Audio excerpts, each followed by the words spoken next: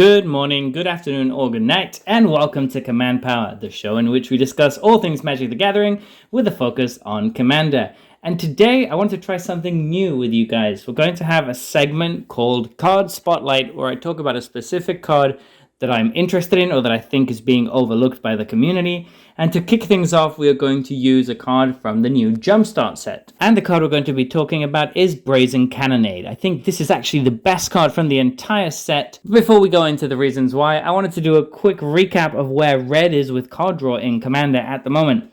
So red is a lot weaker than most of the other colors in card draw, especially with all of the stuff that white has been getting lately.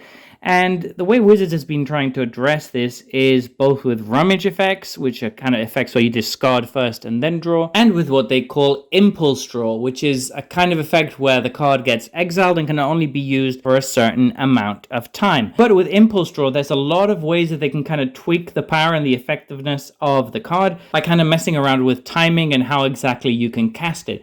And this is why I wanted to talk about Brazen Cannonade, because I think this card, in every possible instance, has the best wording that it can have. So as we mentioned with impulse draws, such as with old cards like Outpost Siege, you have a card that gets exiled and then you can play it until end of turn usually. So in Outpost Siege's case, it gets exiled during the upkeep and you can play it until your end step.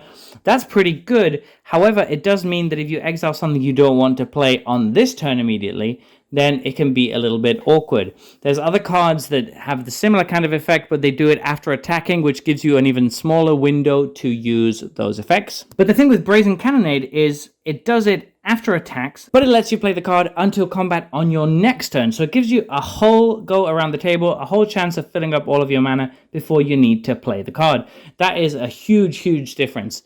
The other reason this card is spectacular is because it works so well in red decks that want to be attacking, which is basically most red decks. Particularly small red decks or decks that are aristocrat based really love this card because of that other clause on it, which says that whenever an attacking creature you control dies, this is going to deal 2 damage to each opponent. Now again, the wording here is the best possible wording you can have. We've had many cards that deal damage when creatures die. We've had many cards that deal damage when attacking creatures die.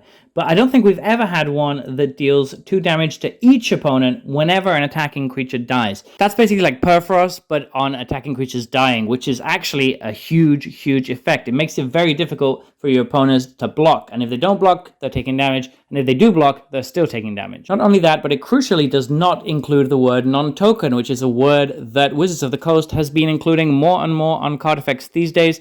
This card doesn't have it. That means that all of your little goblin token swarms, all of your little zombie swarms in red-black decks are going to get to attack and then deal a ton of damage when those tiny little creatures die. So we have fantastic wording on this card, but the thing that really brings it all together, the thing that makes it stand out, I think, and will probably make it a staple as we go forward, is the fact that it combines both things. It gives you a card advantage and it gives you reach and direct damage, which are both things that those decks are interested in, and you can find them both in the same slot, which is really good because you don't need to spend 2 different cards on achieving 2 separate effects. You can just combine them both, and there is actually a bit of overlap in both of these effects. So these are things that pretty much every deck wants. So there you have it. Those are my thoughts on Brazen Cannonade.